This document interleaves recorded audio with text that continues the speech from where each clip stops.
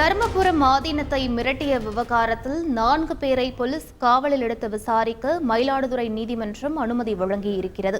இது பற்றிய கூடுதல் விவரங்களை எமது செய்தியாளர் சேதுராமன் வழங்க கேட்கலாம். வணக்கம் சேதுராமன், இந்த விவகாரத்தின் பின்னணி என்ன? முழு விவரங்களை பதிவு பண்ணுங்க.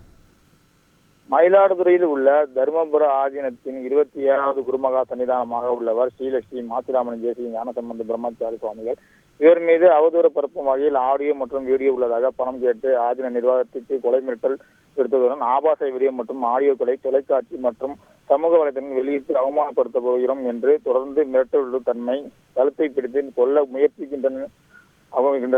ஆதீனத்திற்கு எங்களுக்கும் மன உளைச்சலை ஏற்படுத்தியுள்ள ஆகவே அவர்கள் மீது நடவடிக்கை ஆதிநகர்த்தரின் சகோதரர் இருதகர் என்பவர் 7 பேர் நபர்கள் மீது புகார் அளித்தார். அந்த புகார் தொடர்பாக மயிலாடுதுறை பாஜக மாவட்ட தலைவர் மற்றும் திருக்கடையூர் விஜயகுமார் ஆகியோர் தூண்டுதலின் பேரில் தஞ்சை வடக்கு பாஜக மாவட்ட பொதுச் செயலாளர் ஆடுதுறை வினோத், சீர்காழி பாஜக முன்னாள் ஒன்றிய செயலாளர் விக்னேஷ், திருப்பனந்தாளை சேர்ந்த சீனிவாஸ், ஆதின மேய்க்காவலர் செந்தில், போட்டோகிராபர் பிரபாகரன், ஜம்னாகோயில் தனியார் கல்வி நிறுவனத்தின் தாளாளர் குடியரசின் செய்யார், வழக்கறிஞர் ஜெயச்சந்திரன் ஆகிய 9 பேர் முதற்கட்ட விசாரணை குற்றவாளிகள் என தெரிய வந்தது.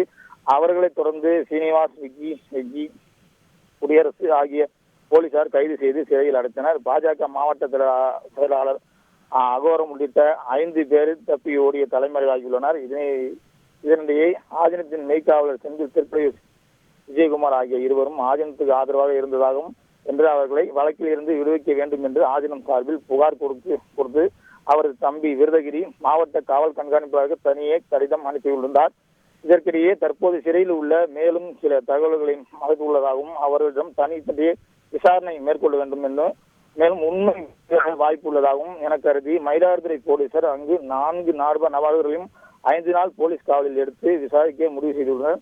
11ஆம் தேதி மயிலாடுதுறை குற்றவியல் நீதிமன்ற நடுவர் எண் 1 மயிலாடுதுறை போலீசார் மனு செய்தனர்.